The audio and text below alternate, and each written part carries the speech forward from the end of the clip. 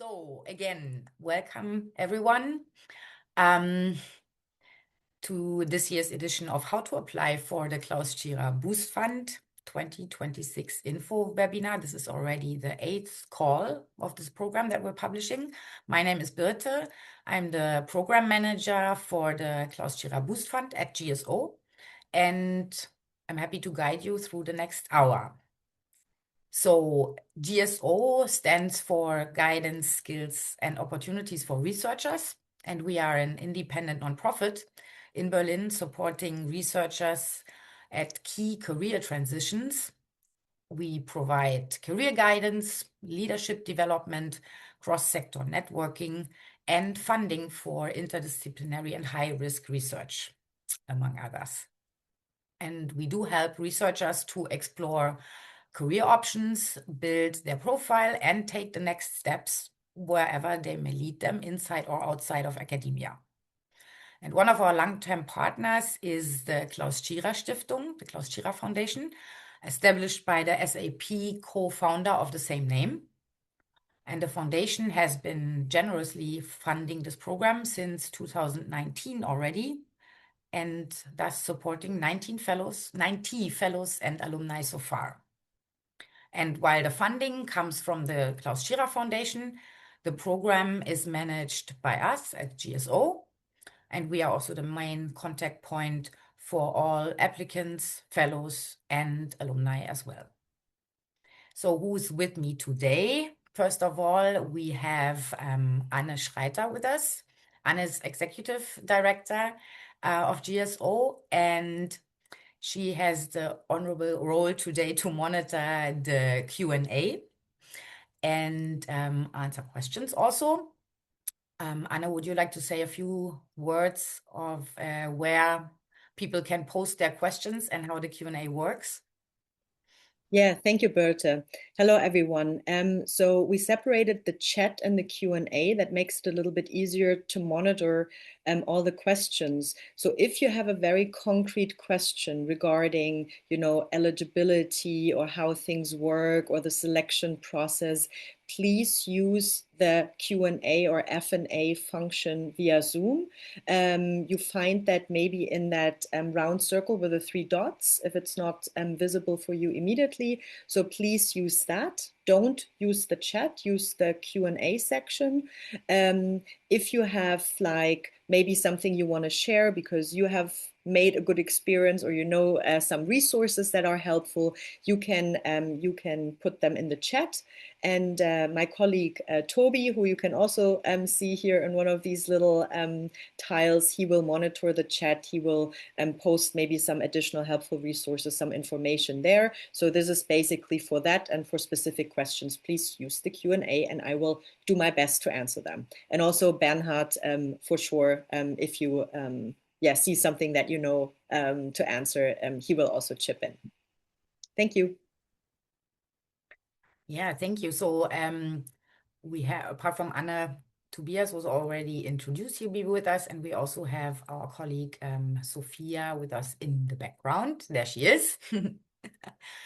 So 4/5 of the GSO team are present with us today for this webinar.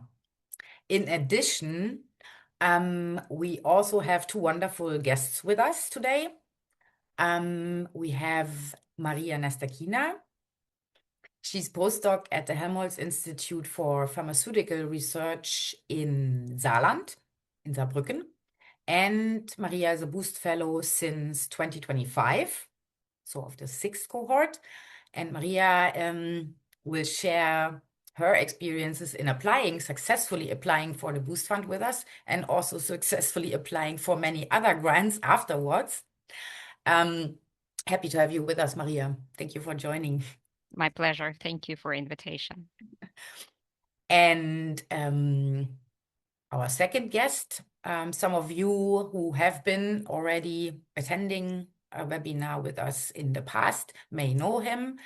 Happy to have you again with us, Bernhard Renat.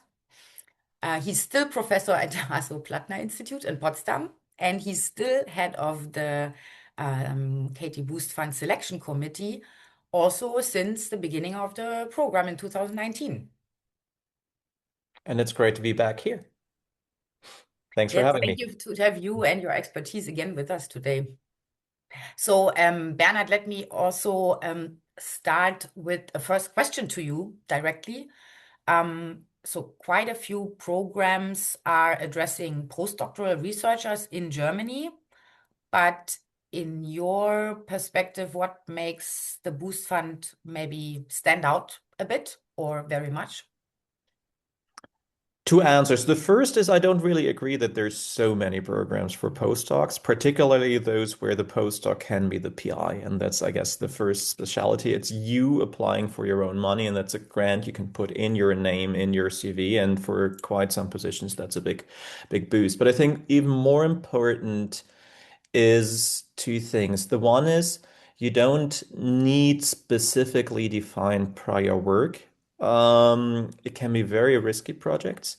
And you don't need a predefined background, meaning you're only eligible if you're a certain number of years past the PhD. But we welcome actually also applicants with a, let's say, non-traditional research career, people switching between fields, exploring people, maybe with non-traditional family situations or family leaves in there, which were longer than the sometimes allowed ones, stuff like that.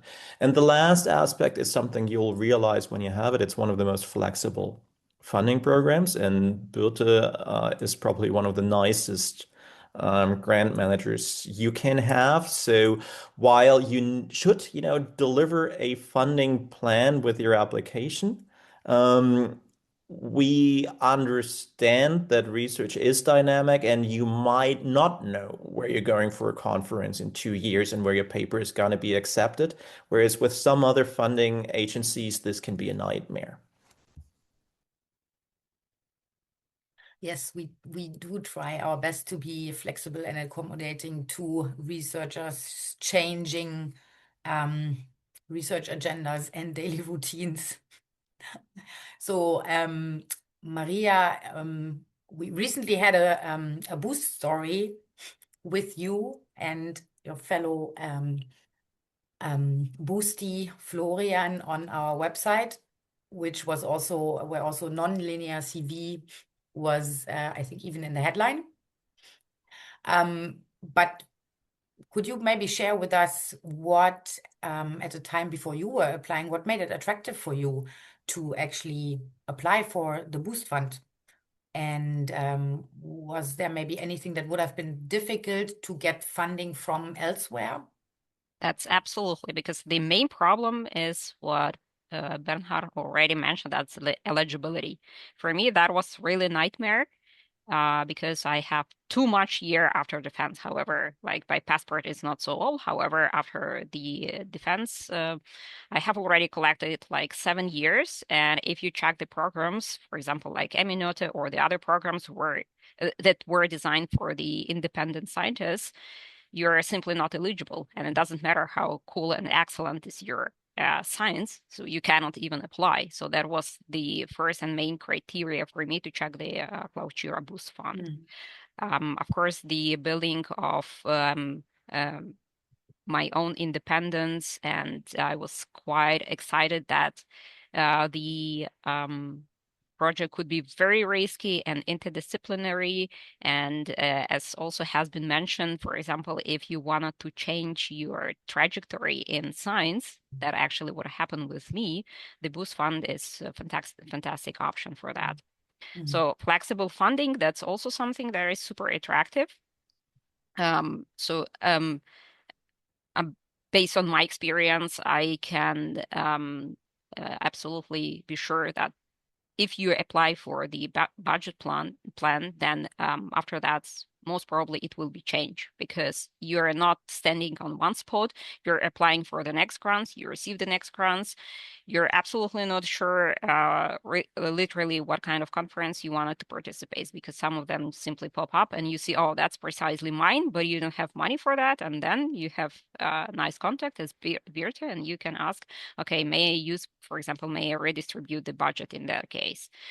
The cover of personal funding. So for me, that was super crucial because I was literally in the transition phase. So I had before the Humboldt Fellowship, but after that, I still wanted to continue on my own project. I changed slightly my direction, and with a Boost Fund, that was really, really cool to start absolutely independent career and to cover my own position. Wow, that's a lot of good reasons that came together for you. Thanks for sharing. So after these two initial and already very rich insights from our guests, let's look at the agenda. So with this info webinar, we hope to prepare you as best as we can for your Boost Fund application, but also give you tips that are useful for any other grant application on top of that.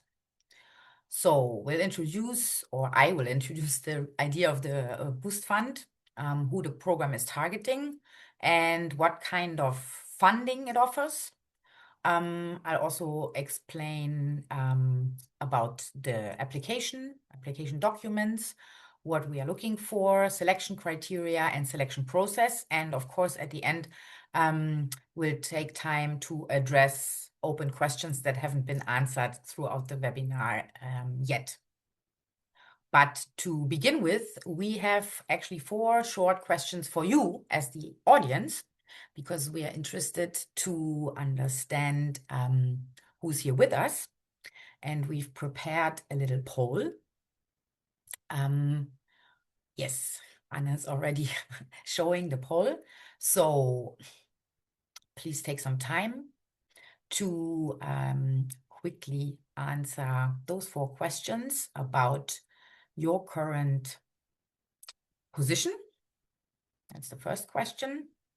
You are still a PhD student, a postdoc, or a clinician scientist. We also get quite some attention from clinician scientists.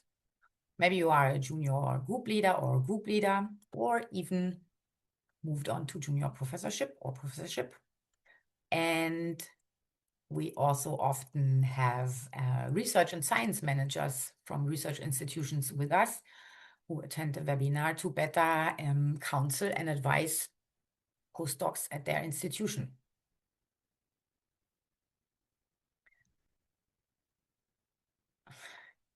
Second question is regarding your main research area. As this is an interdisciplinary program, we're interested, of course, also in applicants with connections, intersections between the different fields, but here's just where you locate yourself mainly, first and foremost. And your level of grant experience, we're interested to know about that. And last but not least, it's also helpful to get some support in preparing your application. And we're interested to learn if you have that kind of support and who's offering that support.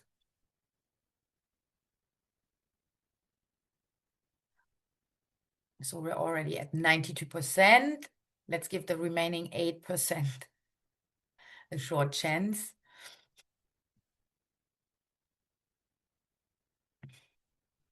And then we can look briefly at the results. Yeah, I think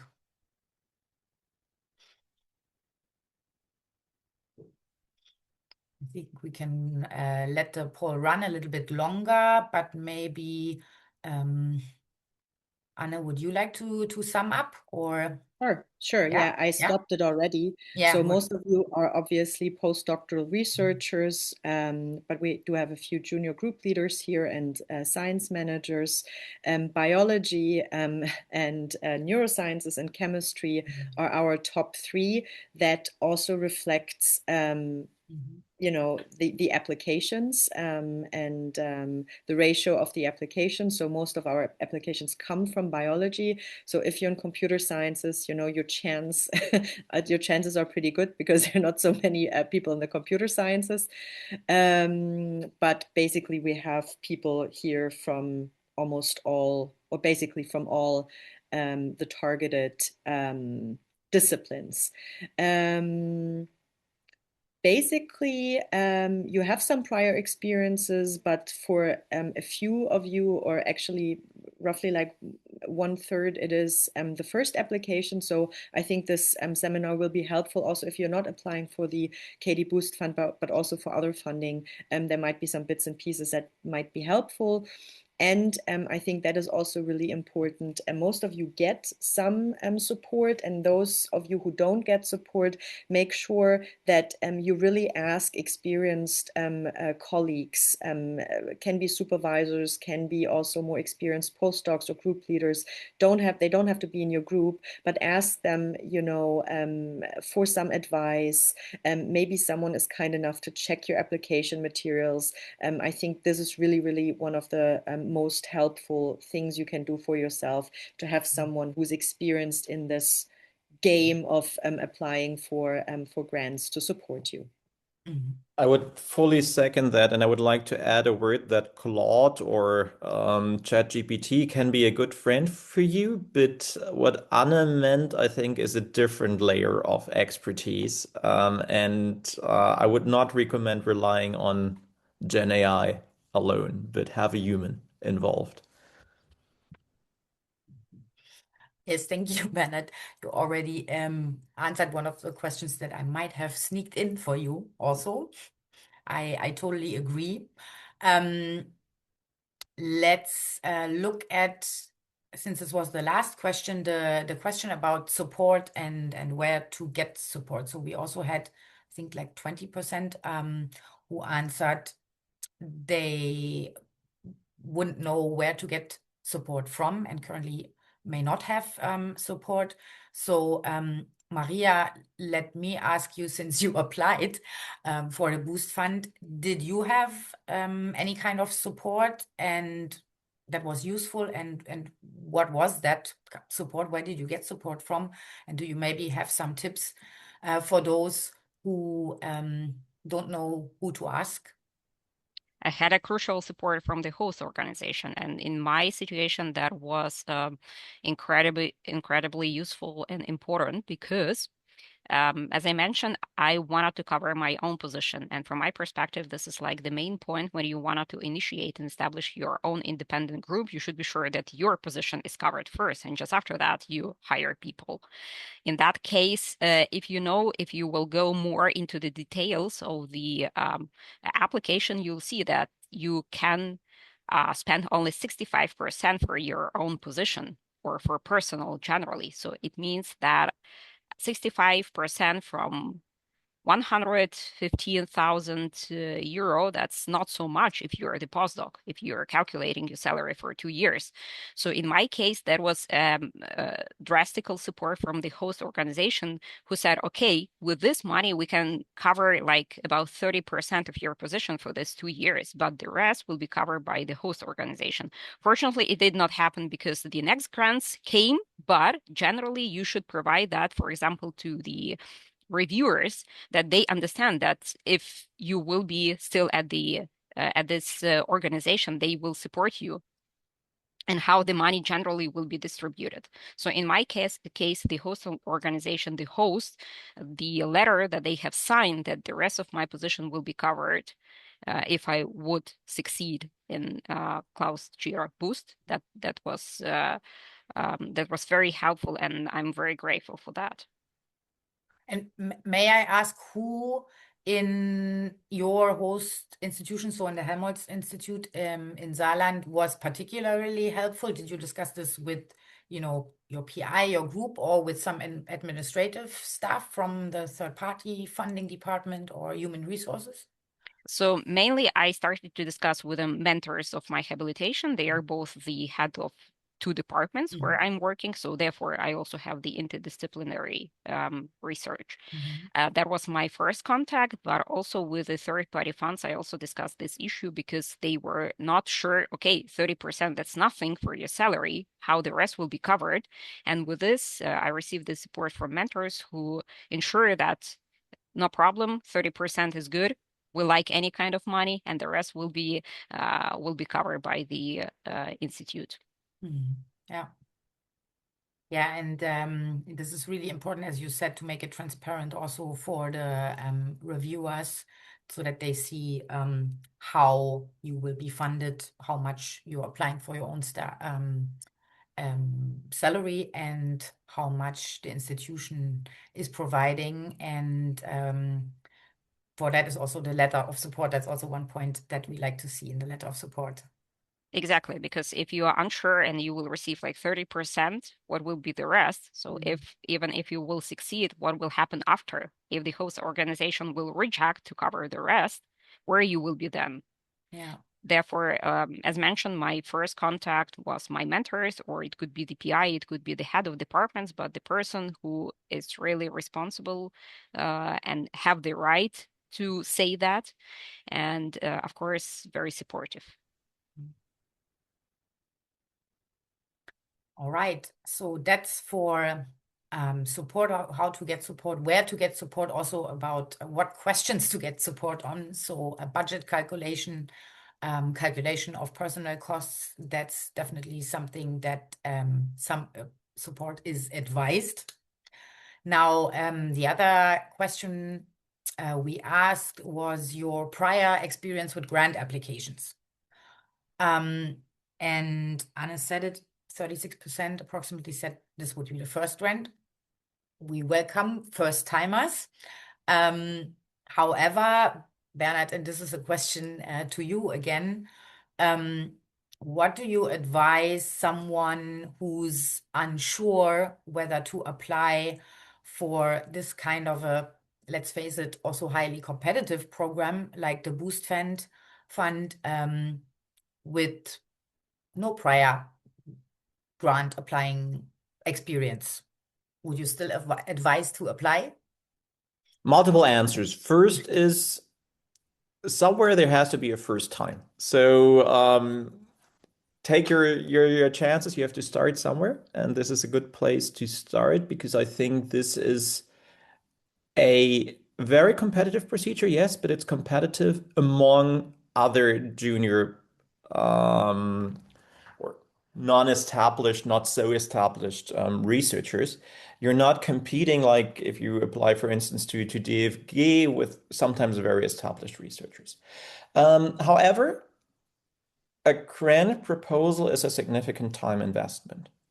And if you are not willing / able to invest some time into it, I would probably rather advise not to do it in the sense, I mean, your time is a precious resource and think smartly where you do it. So my advice would be what Anna said earlier, find someone you trust to discuss the proposal's idea, get some feedback. Don't start last minute, but rather start early enough that once you have a first idea, you can have it sit for a week or two before revisiting and seeing whether you still believe in it. And if you start early enough and get good feedback, we keep our fingers crossed for your application. Yeah, thank you. And you can also take this as a training opportunity because you can also apply again. And many people do this, and sometimes it works. Okay, now it's my part to give you a little background and in-depth information. Let's look at the program. So, as you might have seen in the program info and on our website, the idea of the Boost Fund is to give you as postdocs greater flexibilities in your careers, accelerate your career, and promote your earlier independence from your PIs. And how do we do that? That has already been touched upon. So this is a flexible funding program It is a program that awards your very own independent, explorative, and thus often high risk because you don't know what will come from it, as well as interdisciplinary research projects that may be hard to get funded elsewhere because you don't have the data yet to prove it. So it could be, for instance, a proof of concept. We also include and try to promote support in building collaborations and networks in Germany, because to progress in academia, that's very, very important. So you can actually fund short-term research visits, invite collaborators, organize symposia, attend conference, and in addition, you also get access to an excellent career development workshops series, our coaching services, and of course, the invaluable peer network of the Boost Fellows and alumni.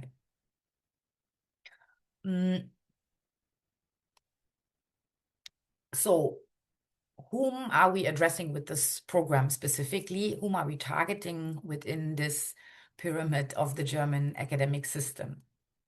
The Boost Fund is addressing and targeting postdocs in the so-called bottleneck of their academic career. So this is the highly demanding, competitive, and also time-sensitive phase that you are currently in between completing the PhD and making it to a permanent professorship or any other permanent position.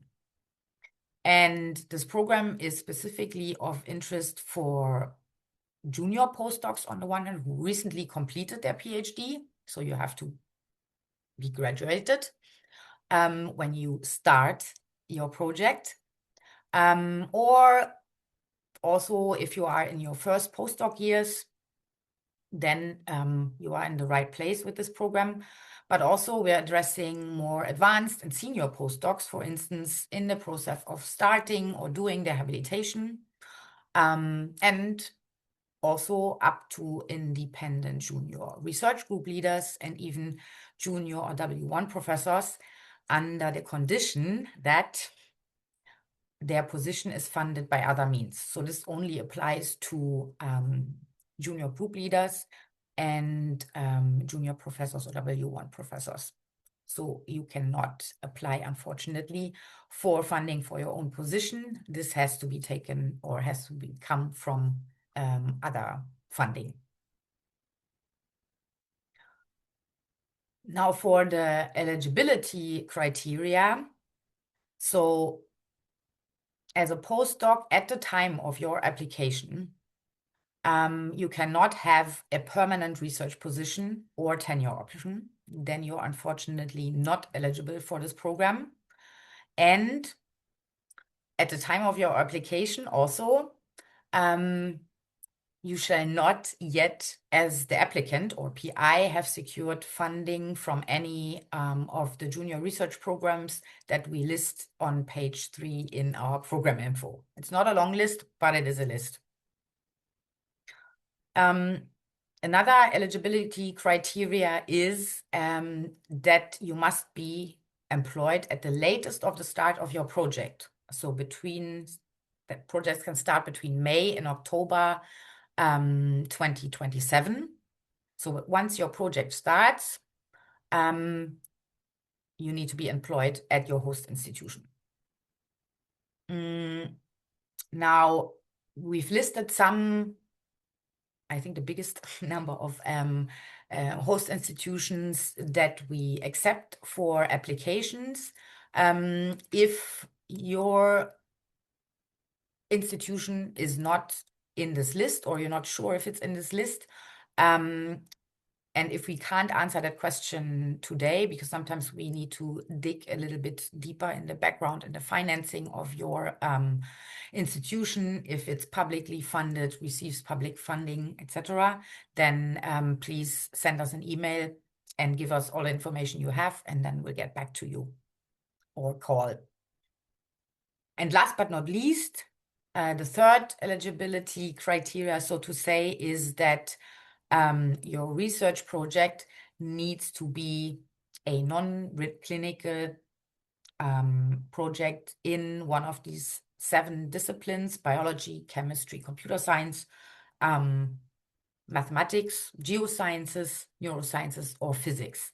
And if you're not clear what clinical research we refer to, then we've added the list in the application guide and FAQ to differentiate it between what we see as clinical and non-clinical research. So that is for the eligibility criteria. I guess that's usually the part where we have the most questions, but a lot of the questions are also mentioned, answered in the application guide and in the program info. So check out these 2 documents that we have available on the website.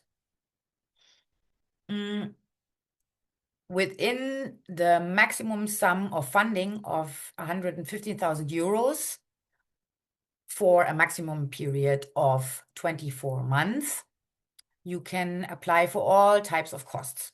So from staff to your own salary, with the exception for group leaders and junior professors, materials, anything you need for your project, services, travel, logistics, organizing and/or attending events, and also overhead if your institution retains that overhead. So basically for whatever you need for your research project and for boosting your independence. The important thing is just that your proposed budget and what you need needs to fit your research project and needs to persuade the reviewers, of course, that this is exactly what you need and what's justified and possible and feasible also within the time frame. And of course, it should comply with your institution's guidelines. So make sure to check there. So submit a realistic and feasible budget plan as part of your application, and contacting your third-party funding department or discussing with senior colleagues or getting quotes and compare offers is always a good idea. And this is also the part that usually takes the most time if you're relying on answers of third parties. We have one single cap, and that is the 67,000 euros for your own salary. And this includes all gross employer costs. So here your human resources department or third-party funding department can help you calculate this cost, because it's annoying if later you get funded and later on you realize your actual salary, the actual gross salary, is higher than what you applied for. That will cause trouble.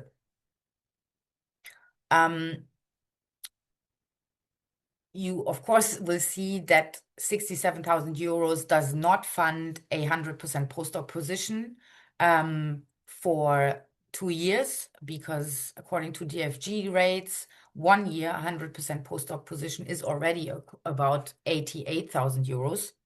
So the intention of this funding for salary is rather to top up, extend, bridge, or reduce the cost of an existing position to make room for your own independent research, room and time. So that's the idea. And I'm sure we'll have some questions about that. 3 funding examples, especially from or for those fields of research that usually are not, or often, not always, but often are not as expensive as, for instance, research in biology or also in the neurosciences, are here with 3 previous fellows, now alumni, from the geosciences, computer sciences, and also mathematics. As examples, what they used the funding for, source of inspiration. And of course, we offer funding in money, 150,000 euros maximum. You don't have to apply for everything, but you can. But what makes the Boost Fund special is also that it's also a career development program. So we have a 4-part career development workshop focusing on leadership and career development in academia. What most of the fellows and alumni value highly is that they became part of this peer community. And the welcome event in Berlin that we just had 2 weeks ago is always a great opportunity to meet the fellows from your own cohort, but also fellows and alumni who are in the program since longer or already completed it. Part of the workshop program is that you'll be part of a peer group for continuous support. You have the chance for optional individual coaching. That is something I offer too. And last but not least, you get also access to an exclusive alumni network for fellows and alumni of the Klaus Tschira Stiftung. Yes, so as you can see, it's more than just funding. It's also community, career development, peer community, and individual and very personal support. Now, let's look at the timeline. So the call is out since June 1st. We are 1 month into the application phase, and the online application closes on October 1st of this year, 1 minute before midnight sharp. And there are always a few people who are late, so don't be late. Don't upload your application at the last minute. You can look into the online application as of now, so you can check what information we require you to fill in. You can see which subject areas we are offering to choose from, so you can decide, where you fit in best in one or two of the options. Yeah, because filling this application form takes some time. You cannot save your progress. So while as the most applications we are receiving on 1st of October, it's no shame in submitting 1 or 2 days earlier. Makes it safer. Yeah, and then after the application closes, we have until the end of February of 2027 until the final selection of the 50 new fellows will be accomplished. I say a few things about the 3 selection steps in a moment. And then basically we communicate the decision with the selectors fellows, and then you can choose if you want to start your project early, that is May 1st, the earliest date, or the latest possible date is October 1st. And it's flexible, so you can, change, postpone, or start earlier as is necessary for your project. Ideally, you communicate it with us as early as possible. And then we're happy to see the new fellows at the welcome event next year in May or June in Berlin. So now, beyond the timeline, the interesting part, the application documents and application procedure. So it's basically a 5-part application, research proposal, budget plan, CV, a personal statement, and the letter of support from your host institution. Everything needs to be in English because we have a lot of international reviewers. Except the letter of support, this can also be written in German. Pay attention to the page limit. And let's, there are two parts that are usually very interesting and also take up the most time, I would say. That is the research proposal and a personal statement.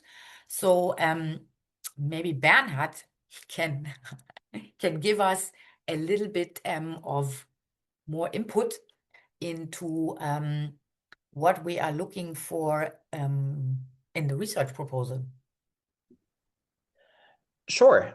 In the end, this needs to be a research project fitting to you. So it needs to be clear that this is in your area of expertise. It should be something that excites you. So we value also risky projects. The beauty of this project is there's no hardcore delivery. So if you fail, that's absolutely fine. That's part of science. This is not one of those grants where you have to be afraid of taking risks because you have to deliver these and that many milestones in a time frame. Risk is absolutely fine. Exploring wild ideas, interconnecting fields within the boundaries discussed, is absolutely fine.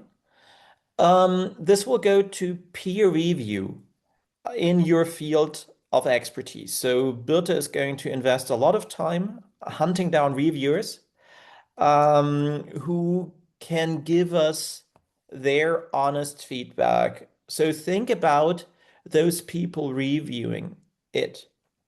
How do you convince them that this is a good project? So it needs to fit you, it needs to be, scientifically innovative, but it also needs to have a feeling this is feasible. So if you just got your ERC grant rejected and are now trying to squeeze a 1.5 million euro project built for 5 years and 5 students into this frame, maybe not so feasible. And it's also a good idea to explicitly talk about the risks you're taking. And last point, please think about the peer reviewers. They're not getting paid as it's practice in peer review, so they are investing their time. Most of my colleagues, most people I know, they, review in addition to the usual tasks. They do it in evenings on trains. So think about how to make it accessible to a peer reviewer. So clarity would be my biggest advice for preparing your research proposal. It should be written for someone in your field, but it should also be directly accessible for someone in your field. And so again, if you can run it via a mentor or so, if they understand what you're doing after reading it in the first trial, that's a good signal. Yes, clarity and being making yourself understood. Good tips. Now, Maria, I mean, we only have 2 pages maximum for presenting the research project and research idea. Do you have any tips on how you met that page limit, stayed within that page limit? And maybe a follow-up question, another question, like how long was this research project that you proposed with you? Was it something that you came up recently before you applied, or was it a topic that you thought about for much longer already? Was actually the topic that I was applied for some other grants. Therefore, let's say that was not rewriting, but however, the main idea I had already in head. And so with the main idea of the project, you can even describe in half of the page, because this is something that this is the main like the main idea of your project really could be described in very short form. So 2 pages, that I would say more than enough. What I would also recommend, so going back to the reviewer process, sometimes that's quite useful to have some illustration. So in my case, I included the small illustration just to demonstrate how my research, so what I wanted to develop, how it should work. Most probably that was also quite nice for the reviewers to see and to catch the idea immediately. So I would say if you have already, of course, some application that you have written before, you can adjust that. But I would also follow the advice if you have written something like ERC and you want to now to have like 2 pages, please be very, very smart and try and really invest the time to think how it should be shaped for this program, because that's absolutely not much money. But what I would also would like to refer, if that might be useful, and not only take care for the science, because I believe that all the applicants, they have already the excellent science, and that's 100% you compete with the people who have already created something very special. And here you have to be distinguished, and you can be distinguished, at least my experience, or from my perspective, how I think you can be very nicely distinguished in personal statement, where you can describe your own private story. Because this fund is super special, not only because of providing money for science, absolutely not. You have your own story, why you are not eligible, what happened, what the path you had. So you have absolutely non-linear path, and this is your main plus, because as I see, this program is not looking only for the science. They are looking for those people who really need the boost. And if you feel that these funds will not only give you like additional consumables, or I don't know, additional personal that will really boost your career, because your career before was so special that it's not trivial for the career in Germany, I would make the main point in the personal statement to describe why exactly you need the personal this boost fund, and what was your personal story. So telling the story in the personal statement, and maybe it could be supported by the letter of support from your mentor, but that's what I would place even higher than the science, because as I mentioned, you will compete anyway with the high-level scientists. How long did it take you to prepare your application, if you remember that, Maria?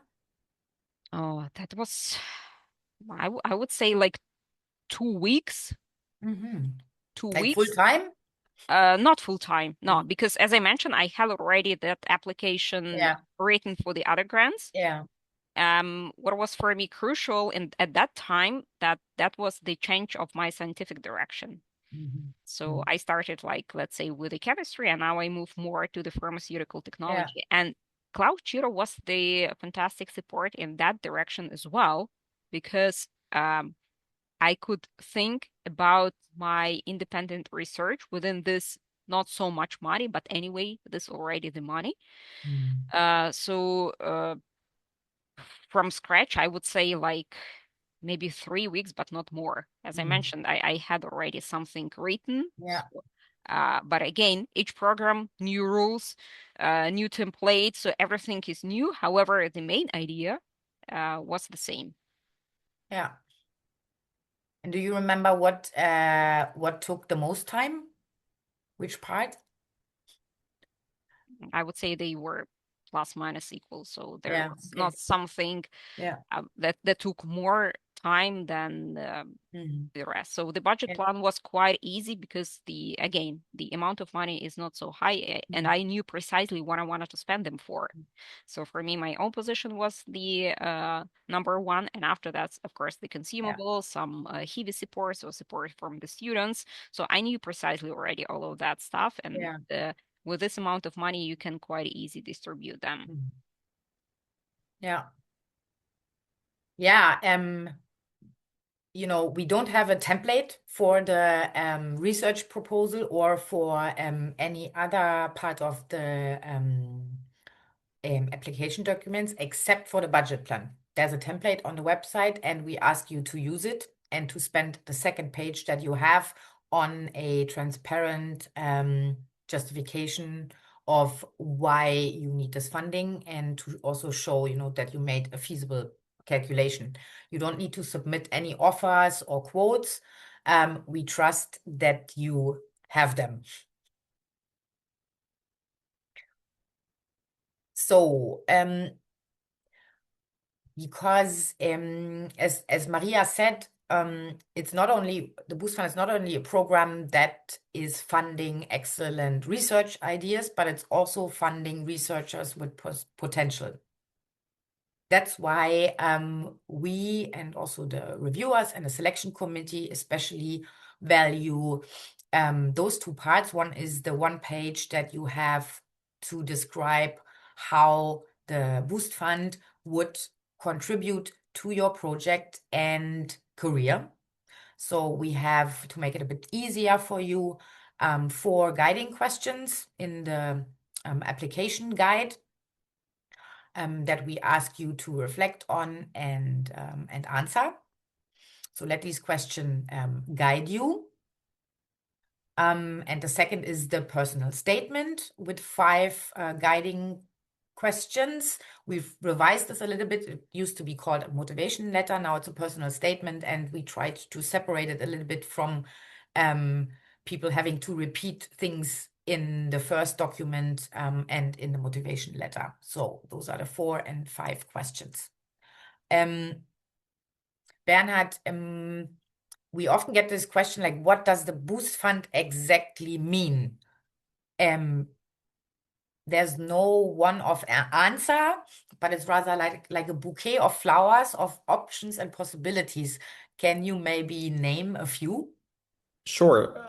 It's really a bouquet. So we have had people who worked in industry for many years and then decided to come back to academia. And they needed an entry point. We had people who figured that they have a great academic CV together, but need experience in third-party grants for applications or this one project which would broaden their portfolio. Maybe, venturing slightly into a related field and thereby helping their career. We had people with family leaves, using this to return and more or less supercharge their career. We had people, coming from rather unfortunate situations abroad where either they had to leave their home countries or where funding was cut and they had to restart their career in the German academic system. So very different systems, very different ideas. It can be like the personal life story, it can be more the academic boost in your career trajectory. I think the only important thing is this needs to be obviously fitting to you. It needs to be authentic. Please don't use those 4 questions, put them in the LLM of your choice and say, generate a page for me, but make sure this connects to what you actually right now need in your career. And maybe I can also add something on the negative side. What usually is not very convincing for the committee is if you have been a postdoc for 12 years at the same place working in the same topic and you're now running out of Wissenschaftszeitvertragsgesetz, and you want to do exactly the same thing you've done before with the same advisor, just in order to survive for 2 years. We totally understand the challenging situation you're in, but this is not a clearly visible boost. Like, what are you gaining that you didn't have before? So please make sure, like positively speaking, that you identify what is it that you're gaining from this funding that you wouldn't have had otherwise. Yeah, thank you for making that very clear. As for the personal statement, this is the part where you can be especially specific, personal, and authentic. And so this is the part where the reviewers and also the selection committee are interested in learning more about you as a person beyond your project proposal and CV. Bernhard, do I put this correctly? Like, if that this is why we still value a personal statement, even if people can easily have an AI help them put this together. Yeah, and don't get me wrong, I'm a big fan and supporter of AI, even though I sound very negative here. It's just it should be a support tool and not a replacement for your brain. Yeah. Yeah, Bernhard mentioned a few examples for a boost effect. Here you have some more inspirations. from a physicist and a chemist. And now I'm coming already to the last part. We're a little bit late with the time. Sorry for that, but this is also important. The 3-step selection process, review process, and which criterias are important in each of the 3 steps. So first and foremost, the first hurdle you have to, or fence you have to jump and overcome is the internal formal review.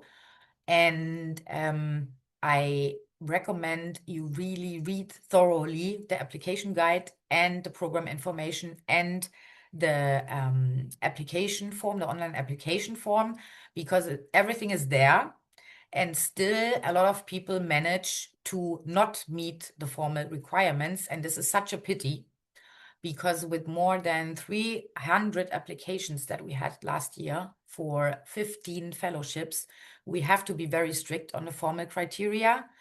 So if you miss any of the things that we write down in the application guide, for instance, exceeding pages, too long abstract, more than 10 publications in your CV, or there's inconsistencies and your budget plan doesn't make sense, the journey ends right here before any external scientific reviewer has even seen your application.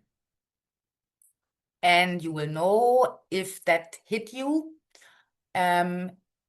once you get an email from us before Christmas as of this year. Then your application did not go to phase 2, to the second round, and this is the external scientific review. So we have at least 2 national, international reviewers who are independent from each other, who don't know about each other, and who may be experts in your field or close. Now we have a pool of reviewers whom we are lucky that we can ask them every year if they would like to review again. We're also asking you to suggest up to 3 reviewers that we can also ask in case we have no one in our pool. And sometimes we just have to browse for fitting reviewers by ourselves. So the reviewers are asked to review the proposal for these criteria that you can see here on the slide. So basically, to sum it up, it's about how original, excellent, and promising is your research idea. But they're also reviewing you as a person and applicant for your potential, qualification, motivation, evidence of initiative, and reviewers are also asked to take into account your career stage and your personal circumstances. So it's more about potential and not so much about track record. And last but not least, out of the shortlisted candidates by the external reviewers, so those are candidates that the reviewers marked as top 5% in their field, those go to the 3rd and final selection round that is with the committee that Bernhard is heading. And here the final selection of the 15 fellows plus usually a wait list of 1 or 2 fellows is determined. And here, since the scientific excellency has already been reviewed, the focus is on the person behind the application. So here are the things that the members of the selection committee are looking at specifically. And yeah, the final selection will be made approximately before end of February 2027. Again, people who unfortunately did not go into 2nd round or 3rd round will be notified earlier. And with this, I'm coming to the end by suggesting a few resources that we have compiled on our career resources website. That's peer advice for grant applications. I think we should also dedicate a specific article to Maria, who has been very successful in applying for additional funding. And so did many of our other fellows and alumni. We've also had, to be honest, webinar on effective grant strategies at the end of last year. So there's a practical guide available for you. And the flexibility in funding was put together, presented nicely by Oya in her Boost story from, I think, 2024, but it's still valid. Okay, so 2 minutes after 5, but I personally, and I think Anna also, and Maria also said she might stay longer, but our guests are, of course, welcome to leave into the Feierabend if they wish. We thank you a lot for your attention until here. Now we open the floor for questions that have not yet been answered, and Anna, that we can maybe address right now. Yeah, sure. So there were many questions, obviously. So some of them were about eligibility. So really, number one, again, check the guidelines. Unfortunately, we cannot like check individual CVs or something like that. So make sure, okay, does that like apply to me only if you're really, you know, out of your best knowledge, then you can contact us. Then we have also group leaders or people with very specific fundings asking if they can apply. So the general idea of this Boost Fund is that we do not want to fund people who already have a very good starting package or very sufficient funding beyond their own position. So if that is the case, right, you have more than your own funding, you have maybe additional positions or something like that, then it's unlikely, or we would not encourage you to apply, because then, you know, you're competing with people who have a better story for their boost in general. Then yes, when you're a doctoral student or you haven't finished your PhD, you can apply as long as you have defended your thesis by the start of your project. At this point, we would believe you if you say, okay, this is when I'm done. You can also add, you know, maybe a letter by your supervisor, or add like a section in the letter of the institution saying that, you know, your supervisor says this person will be done by that time. But we will believe you at this point. If you don't make it and you don't get the boost, and you get the Boost Fund and you haven't defended your PhD, then unfortunately the next person on the list will get it. So you wanna make sure that you're done. We have a few questions about like clinical research. That is always a little bit tricky, and maybe Bernhard, you can chip into that. So we don't really want to, or we cannot, let's say, we cannot fund projects that are purely clinical, where you only work with like patients. So if clinical means you're a natural scientist and you have a question within the natural sciences, and you're using maybe data from patients, that's fine, but it's not like more a clinical trial study or something like that. Bernhard, is that right? Would you add something to that to explain it Yes, maybe a I little mean, we bit have more? also funded medical people in the past if they do fundamental research in the natural sciences. But again, like same story, like it needs to be like the research, what's needs to be clear is what the research is that you're doing. And as soon as there is clinical research in the sense of, you know, a surgery on patients or animals in there, it's certainly not suitable for this grant. Yeah. Then we have a few questions regarding disciplines and eligibility. So unfortunately, anything that is education or didactics, that is not eligible for application. Interdisciplinary, yes. Some of you asked very specific question. Is this then part of physics, or does that work? So we're not experts in that. Just remember, would a physicist then say, yes, this is a research project that I understand or that I could review. You can also go on our website and look through the application mask, because there you have to select subject areas. This helps us to roughly understand what kind of reviewers we're also checking, right? So look at the subject areas that you can choose, and then think about, my project, does that fit those subject areas that I have to choose? And if you can say, yes, this somehow fits, then you're usually eligible. Yeah. Also, distribution of applications, that's a question, because I think I said, oh yes, there are more in biology and not so many in computer science, for sure. So there is not a quota for disciplines. So we really have the reviewers look at your project, the boost effect, and so on.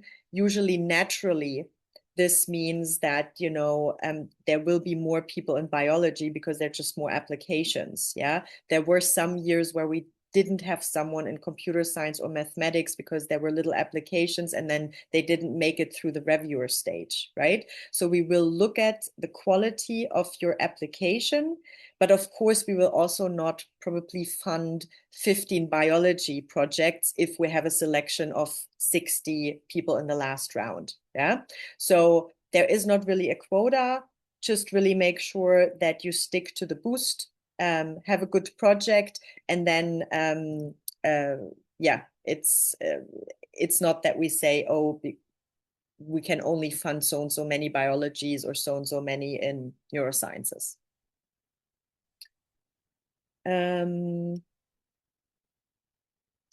Preliminary data and how much work you need to have done beforehand. So in general, the great thing is you don't need any preliminary data, because the idea is that you maybe create preliminary data for another grant where you need preliminary data. So this is also what we mean by maybe it's still risky because you don't have preliminary data, you want to test something, it's really unclear if that idea flies or not. So no, you don't need that. But you really need to make sure that you describe that this project is your own independent project, and, you know, doing this would really be a boost for your career. Again, as you know, Maria and Bernhard said, that's really, really important. Anything else, Bernhard or Maria, that you saw that would be helpful to address? You can blacklist particular potential reviewers. Yes, you can exclude reviewers.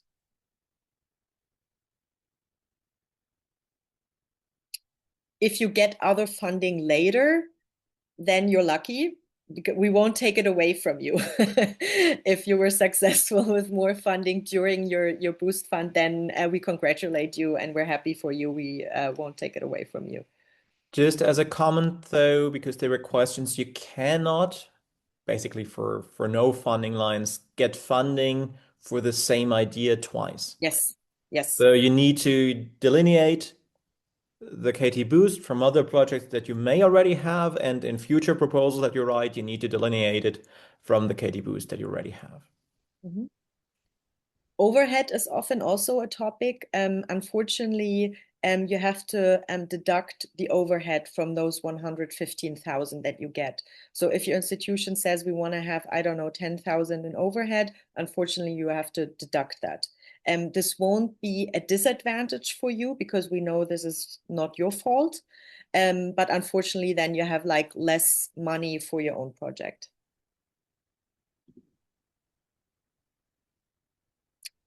The reviewers will also not only review your scientific part, they are briefed to look at the quality of the project, the innovation. They will look at the feasibility of the project, and they will look at the boost effect that they think this project has. And this is mainly what you know, they're asked to do. So they won't just look at your project, but also the overall embeddedness of the project. And regarding the reviewers, they are single blind. So you don't know who your reviewers are, but the reviewers will see your full proposal, including your name. If you fear certain conflicts of interest, hardcore competitors, it is fine. Please contradict me if I'm wrong, to blacklist reviewers, but do it carefully. So please don't send Berta like 3 pages of excluded reviewers, but prioritize those who you really don't want to see. Yeah. So we make sure that the blacklisted researchers will not get your proposal, but it might also be that we choose other researchers than or reviewers than the one you proposed, because sometimes they say no. No, thank you. We have no time for reviewing. So we need to find someone else, but we definitely won't take the ones that you have blacklisted.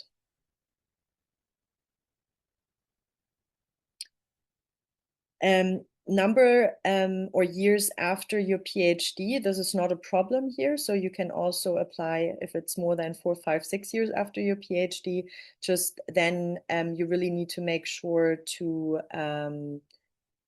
illustrate the boost effect, because I don't know, you had children, you were out, you were in industry, worked in industry for a while, an experiment took very, very long and it didn't work out that way. You had like some other issues or something like that. Like explain to us, you know, your basically career trajectory and how this boost fund at this point of your career would really make a difference. This is what we're looking at, not years after the PhD or whatever. But again, we want to make sure that it's really a boost, that it's not just an elongation of what's already there, but that it really means like a step up, something that pushes you, right? Not just a continuation of what you already have. Permanent positions, Berta, help me out here. No, right? No permanent positions. So unfortunately, if you have a permanent position, you cannot apply. Sorry about that. Letter of support doesn't need to be the director or the president, has to be someone who can say, yes, it's okay that this person applies and we will manage the money here. So that can be your PI. It can be someone from the administration, doesn't have like the director or the president, someone who can say, yeah, it's fine and we can manage the money. Just from my experience, start that process early, because at some institutions it's a pain because multiple people have to be involved and only the director can sign and the people below in the hierarchy but also need to be informed. So please plan some time for that, to figure out who in your institution is responsible. Yeah, again, regarding reviewers, basically it really much depends on how available they are. So we go through the ones that you suggest, but again, there is not like a scheme, an elaborate scheme of how we choose reviewers. It's really, do they match the proposal and are they available? And maybe one word on that. I think it's advisable to inform the 3 people that you are suggesting as reviewers, that you are suggesting them as reviewers, because we sometimes had the case that reviewers were caught a bit off guard and did not know where this was coming from. So maybe that's also an opportunity to get back in touch or share an update, something like this. Mm-hmm. I saw one question. What defines a group leader with respect to the eligibility to use some funds for your own position? Well, I think it's as some fellows put it, for some grant applications they label themselves group leader, for others they don't.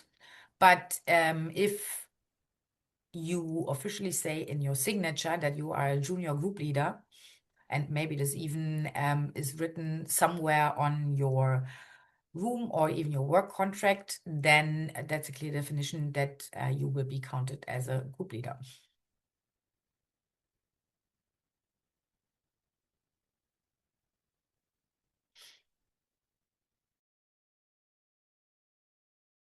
There were some questions regarding the originality of ideas and how to delineate from existing funding. And obviously, there can be connections between projects. This can actually be good, right? If you are currently funded from a project and you're extending an idea, that's absolutely fine. They don't need to be like fully independent.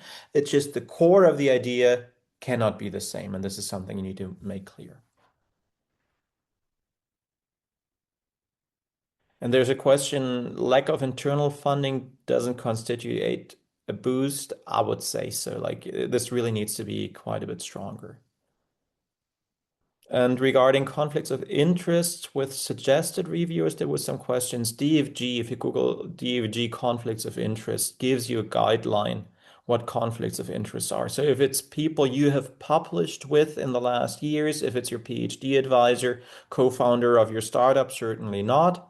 But otherwise, it's okay if you met them at conferences or they have invited you for a talk or something like that.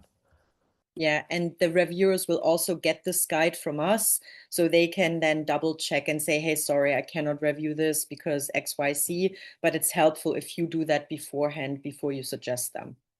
It's also, I think in the application guide, there's a direct link to the DFG document of for avoiding conflicts of interest. Yeah, and again, you can suggest them or get in touch with them. That doesn't mean that they will say, oh, now that you contacted me, I will definitely give you like a good review, right? It's just more an information that they know that someone might contact them, and that you're grateful if they did that. Like, you know, you're not trying to influence them or something like that. It's more an information, something might be coming, and hey, how are you doing? That's it, right? And then they're their own sort of people. I think they know not to be influenced by someone who addresses them. And it's not strictly mandatory. Exactly. It's just like, see it from your own perspective. If Birte ends up selecting reviewers from your list and they say yes, it's probably better than someone randomly selected.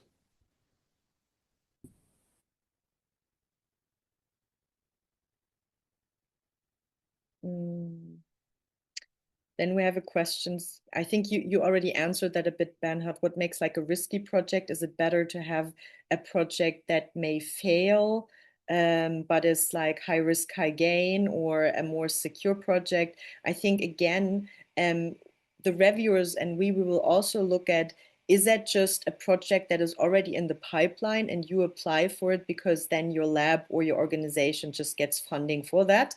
Or is it truly like your project, something that you really wanna put into action and that you are excited about and that you think will give you a boost? And that in the end is your decision, but make sure it is yours. It is not just like one project that you select out of, you know, your lab and then, okay, it's funded, that's nice, we gain more money. Yeah, to say it sort of in that way. And again, it's like a good possibility to be courageous here. So there are funds where I would not recommend you to go with some risky scheme because if you don't deliver, you have a problem. But here, again, like there's no strict deliverables. So, shoot for the moon if you want to. This is a funding call which allows that. Yeah, and if you reapply, your application will not be looked at separately as, oh, this is a reapplication. It will like come into the same pool. Of course, at the end, maybe people will remember that you have applied, but it's generally they will look at the project, the boost. Ideally, you know, you have sort of evolved during that.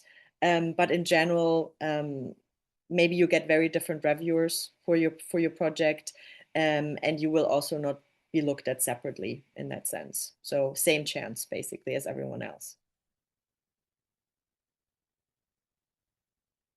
There are a few questions about like acceptance rates in different disciplines. I think that's hard to say. I had a similar. I just answered a similar question about how many applications per discipline we received. So I answered that question. So this I can say. Let me say it again because I'm always impressed.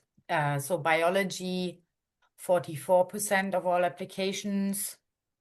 Then neurochemistry and geosciences and physics are usually similar, between 8 and 13%. And then we had computer science 8% and mathematics usually the fewest. Last year was 3%. And overall, we had 339 applications. Yeah. But again, there are no quotas in that sense. Yeah. The reviewers of the third section, the last section of the review process, so that will definitely be Bernhard, will be in there. And then we usually have someone from the foundation with us, from the Klaus Tschira Foundation. And then we usually have some alumni, like scientists alumni. And then we check, okay, if we, what is the distribution of the disciplines within this last pool of people, and then we look to invite researchers who can somehow cover that. But in this very last selection round, we already know that the projects are excellent and very good. So it's more about discussing the Boost Fund and how well does it fit into that group of fellows as well. So it's a mix of researchers, alumni and external researchers, someone from the foundation, and Bernhard. And Birte and I, we only moderate the process, so we don't make any decisions. And also, what I wanted to say regarding disciplines and so on, I mean, you can see all the fellows on our website. So you can just go through like each cohort and see their background and their discipline. So you get a little bit of an idea for each year, who's from where, which discipline, what background. So you get a bit of an idea of the group of fellows. Yeah. Actually, this is something I forgot to point out, but this is something I always do myself still when I apply for grants or positions also when I was on the market. See what ideas and backgrounds people had at the time of applications, not what they're doing right now. I mean, Maria is probably a lot more successful right now than when she was at the time of application, but like project backwards what people had, and you get a good idea what sort of people can get funded, and you'll see a lot of diversity there also.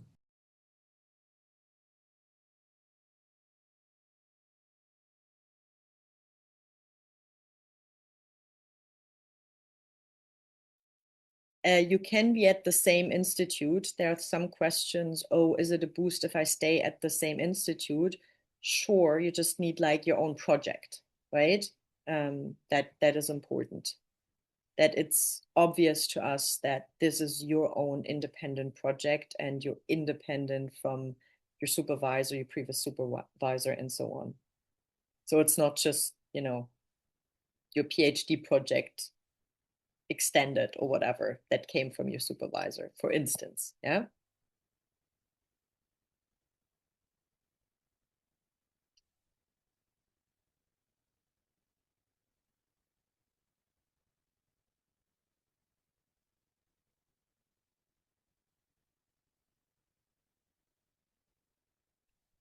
If someone's contracts end before they can start the Boost Fund, that is tricky because we can only transfer money to an institution that can pay you. So you need to be somehow employed at an institution officially, because otherwise they cannot get the money to you as a person. We cannot, transfer that to your personal account. So you need to make sure you have a position, but you can talk to your institution and say, hey, in case I get this grant, would you be willing to extend my position? I bring in this money. But then the letter of support needs to say that in case of a successful, funding, we will ensure that person AB's position will be extended. Yeah. And it could also be, just to clarify, that you're currently unemployed, working abroad. It just needs to be for the starting point of the grant. And you need the host institution's letter now confirming that. And again, regarding the independence, and to not be confused about, okay, what is like independent and an original project. What you need for your career in academia as a next step is to have sort of your own research narrative, to have your own sort of profile. And the Boost Fund project is a first step that allows you to try out things that is basically your brainchild. And of course, it's informed by your previous work. And of course, you got maybe ideas for that from your supervisor, and your supervisor can still give you advice on it. But it's important that, it's not a project by your supervisor that a part of it you then put into action and sell it to us as a boost fund, right? And maybe Bernhard, I don't know if there's a different way to explain what a good independent project is, but I think it's important. We somehow need to see it's your idea and something that you couldn't do, without the Boost Fund.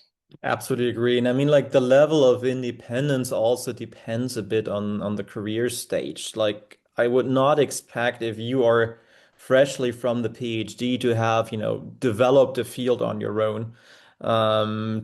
Totally different from your PhD advisors. But later on in your career, obviously this is a higher burden of proof.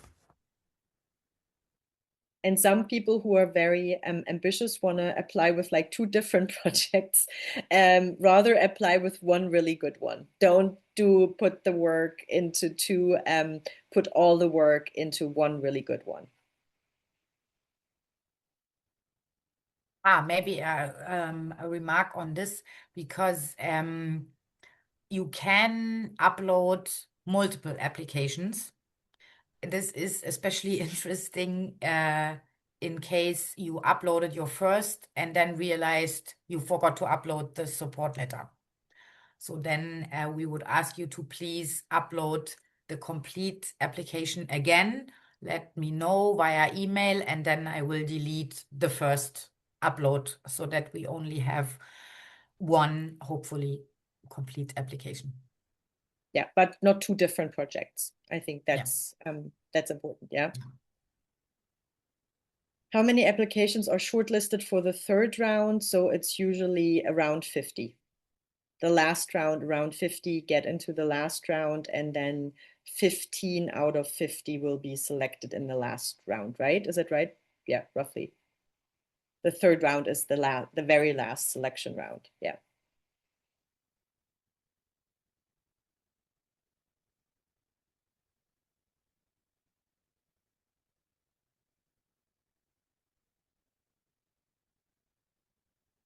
Yeah, again, if you have your own funding, is it just your own position, or is it like a bigger startup package?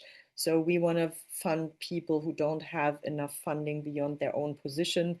So make sure to evaluate that, or ask us, but usually if it's more than your own position, significantly more, like another position, substantial appliances or something like that, other sort of things that are helpful, then no.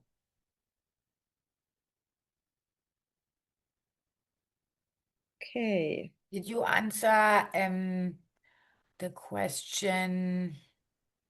What's a bit confusing is, on the one hand, to go for very original. Yeah. Yeah, okay.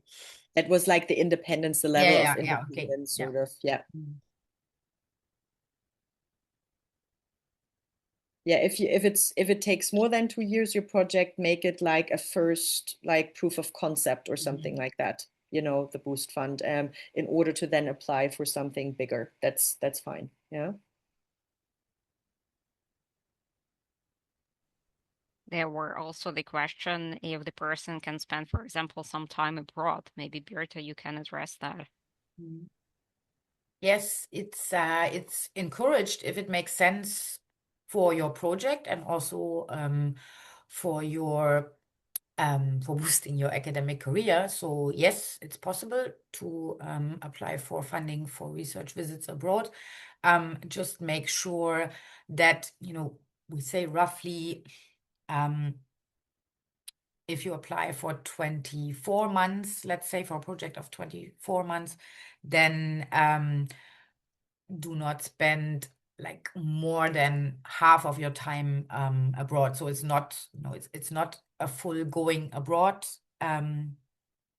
program, but it's a program that makes it possible. Yes. You could also choose, to have several shorter stays with collaborators or other groups and labs where you can learn some new techniques or collaborate on, for instance, data analysis.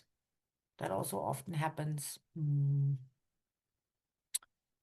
Yeah, or to prepare additional future grant applications with partners. So yes, and also vice versa. It's also possible to invite guest researchers to your institution for shorter or slightly longer research stays.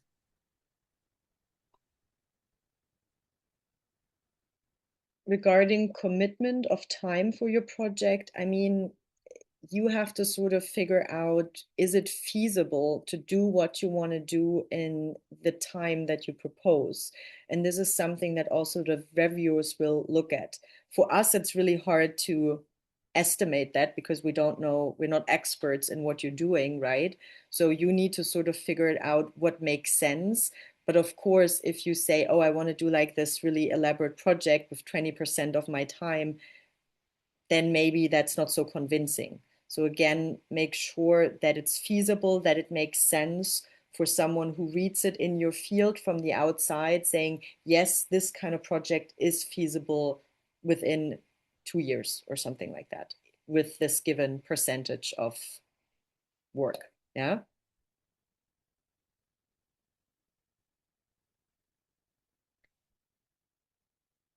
So interdisciplinary work with humanities is really hard to fund in this case, I would say. So interdisciplinarity is really within the natural sciences, mathematics, computer sciences, life sciences.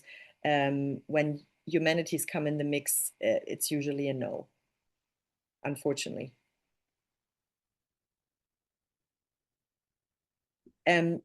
Psychology, no. I mean, it depends. Like, neuroscience is Yeah. something we do fund. So if it's like very fundamental on the STEM side, yes, but pure psychology, unfortunately not. Yeah. Unfortunately, I will have to run, which doesn't mean that you have to stop, but I'm just saying goodbye and best of luck with your proposals. Thank you, Bernhard. It was a pleasure. And I think I also have to leave shortly, but I think we covered a lot of ground, I would say. I also feel, yeah. I can only see 43 open questions, and I'm sure you answered quite a few of them already. And a lot of the questions are also answered in the application guide and FAQs and in the program info and in the online application form. So I know I'm often taking a bit longer to reply to inquiries, but there are also a lot of inquiries that I receive that you can find the answer to because we are improving our documents for download with every year. There are always some new questions popping up, and we're happy to answer them. But sometimes you may also receive an email. Please check the application guide first, and then come back if there are additional questions that are not answered there.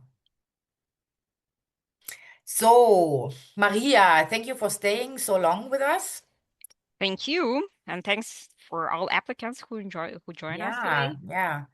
We are looking forward to receiving your questions first and then your applications, and wish everyone the best of luck with the applications.